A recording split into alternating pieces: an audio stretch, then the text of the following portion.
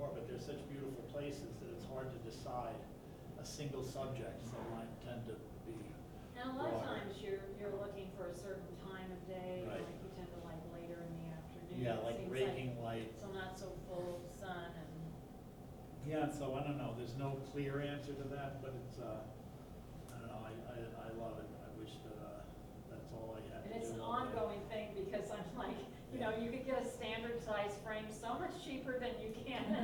And he'll make it like 24 and 1/8, you know.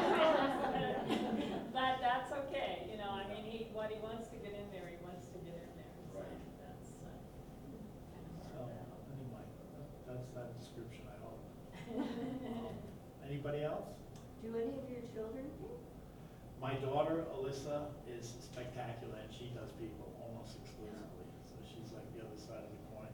But she's out in Los Angeles, she decided to work in the film industry instead of being a painter, probably wise at one point, but with the strikes and everything, you know, I'm like, why don't you come back and be a painter? Yeah. But all of them, my eldest son was a very good photographer. My number two son, my number 3 child, Justin, owns the restaurant Casita up in Massamoka in Massachusetts. So that's obviously very creative.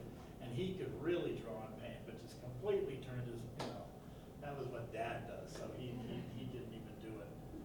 And my youngest, Olivia, is working as an interior designer in New York. She's 24 and just really starting to hit her stride, and she knows what she loves. She knows who she works for. She's working for John Michael John Murphy. Michael Murphy, and she's just, it couldn't be a better arrangement because he's a tremendous person and has Is been- John Murphy here? Yeah. Oh, he's a doll. Isn't he? Yeah. I mean, he's just, you meet him, you're like, God, I want to be friends with you. Like, just immediately. Yeah. But he's a great mentor. So he's given her, she's 6'1" and a little, so she comes into the world for many years as a teenager, but she was bigger than all of her friends, so she sort of like tried to be smaller. And this guy has enabled her to stand up and to be who she is, and it's watching it indescribable. So, Okay, well, we're gonna stick around, I'll go back to that. And so feel free to ask Eric anything. So sorry, you showed up late and I feel terrible about it. And I know I missed a lot, but could I just ask one? yeah. Sure. Do you pre-stretch your canvases before you, or do you take a canvas, pin it on a board and then work on it? Well, okay, the easiest answer to that is that 97% of my paintings are done on masonite panel. Okay, So, now the nice thing about masonite is that you can cut it any size you want, which annoys the bejesus out of Jane. But it also allows you to edit, and if there's something, table saw, just get rid of the offending part. Problem solved. When you have to choose a canvas size, and it is wise, I think, to tack them up and work like that because it does give you some flexibility. But a lot of times I feel like kind of hemmed in by the sizes that the art store gives you every 2 inches, and you kind of come up with a shape. Then you got to stretch it, and then you have to deal with the grain of the canvas, which I'm not terribly happy with. So when I was in art school, I discovered masonite, which at the time was $12 for a 4x8 sheet, so I could get 20 paintings out of a sheet, and it would cost, pennies per, that's, I'm always after a good bargain. So, but in the end, it turned out that masonite is one of the more stable surfaces you can paint on. It's archivally stable, and it doesn't swell or mold up, or it's a good durable surface. So that's what I do. Cut out dozens of pieces of odd shaped masonite and decide what to do on those things rather than being very calculating and think, this one has to be. I'm just not that organized in my head. So, anybody else? This is really great to have somebody. I could sit here till, I don't know. Yes. This is something that I make Sallis Meg, share. I knew I saw it. It's been years, Good to see but you. something that maybe most of you don't know, but Eric volunteered a lot of time at the Sharon Historical Society.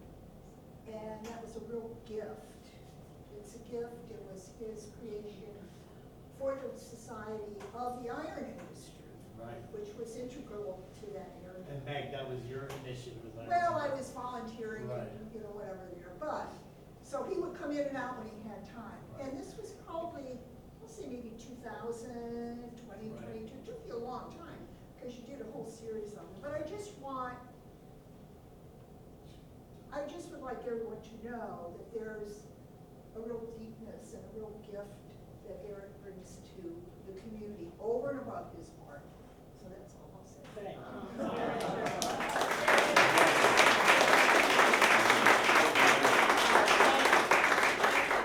I'll say something else too, his generosity in giving to organizations, local, through the years, and what I see most artists do is like somebody says, well, would you give something for this auction?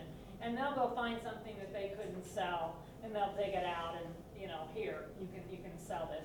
Eric always paints something specific for that event.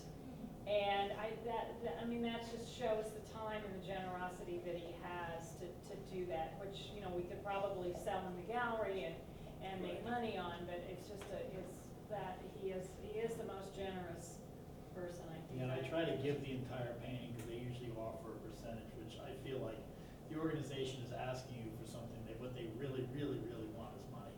And so to give them a good painting that they take 100% of the price for, it's gratifying for me, because I feel like I've done my bit. I don't have to serve on a board or any of that kind of thing. You can just sort of give them a really good painting, they're happy, they talk about you later, and it always comes back. It always comes back, because giving is one of those things that, as everybody who's done it knows, it's not just in here that helps you, but it does the people who get it remember, and they talk about you for years to come. Everybody wants it. Susan, did you have I'm sorry. Oh. Did you have a question, Susan? I was gonna ask if you see a beautiful scene, and then you paint it, or you don't, and then you come back later, and it has been developed. How does that feel? It feels, it's one of those things, and it happens a lot these days, especially over where I live in Sharon, in that area.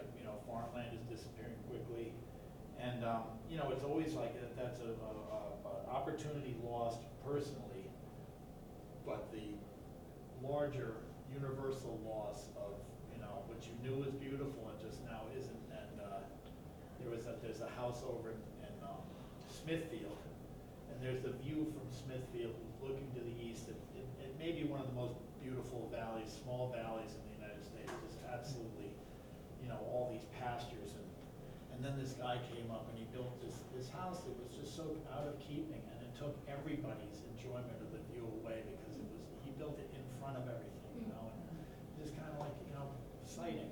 I don't mind the house. I know you own the land, but put it somewhere where everybody else can enjoy it a little bit and then still enjoy what they always have enjoyed. I think it's important.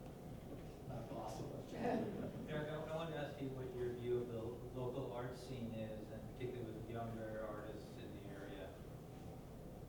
Well, I gotta tell you, I'm not too well informed. I am kind of like a monk, or like a hermit when it comes to painting. I don't associate with a lot of artists, not because I don't like them, but I don't have time in a way to get a community going. Because I have kids and a family, and that's the direction I chose. What about Five Star? What about Now, Warrington? thank you for that. Talk about teeing it up. So I'm the president of the board of directors for 5 Points Arts in Torrington, which is a phenomenal organization run by Judy McElhone, who is just an incredible organizer and director, and a tremendous artist in her own right. She gave all that up to work and to bring this thing to fruition, which we just bought the Yukon campus, I think 4 years ago now. It took 2 years to close the deal. But now, if everybody in this room should go see it, because it is absolutely incredible what a rather drab university building with, blue Yukon rugs and, blue trim what it's turned into now, just a highly functional, really accessible to anybody art center with printmaking and painting and drawing and photography and ceramics and getting computers and 3D printers and things like that. So yeah, thank you for bringing that up. And so that's where I see the most young people. They're coming out of here for Hartford, Yale. You know, people are starting to really matriculate into that situation, and I think that that's super important to have that, because when I came into the area, or back into the area after going to school in Boston, there was a really thriving small gallery scene everywhere. They had them, you know, this town had 3 galleries.